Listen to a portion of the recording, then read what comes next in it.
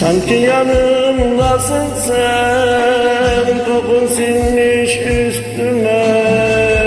Kime baksam sen gibi görünüyor gözüme.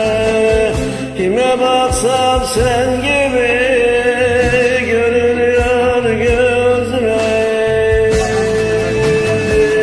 Eyvah ben eridim lütfen, kime baksam sanki sen. Ya gel yanıma susuz, ya da bırak ben gelmeyim. Eyvah ben eridim lütfen, kime baksam sanki sen. Ya gel yanıma susuz, ya da bırak ben geleyim. Ya gel yanıma soysuz, ya da bırak ben geleyim.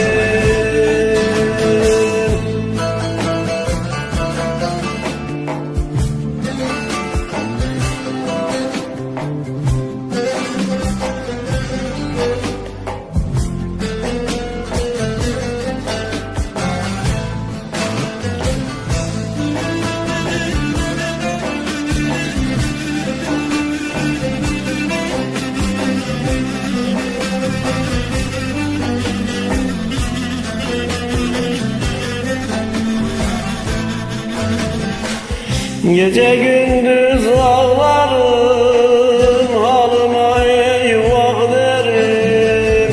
Her gelene yanımda döner seni sorarım. Kimi görsem yanımda döner seni sorarım. Eyvah derdim mi ben, kime baksam sanki sen. Ya gel yanıma soysuz, ya da bırak ben geleyim. Eyvah delirdim mi ben, kime baksam sanki sen. Ya gel yanıma soysuz, ya da bırak ben geleyim. Ya gel yanıma soysuz, ya da bırak ben gelmeyim.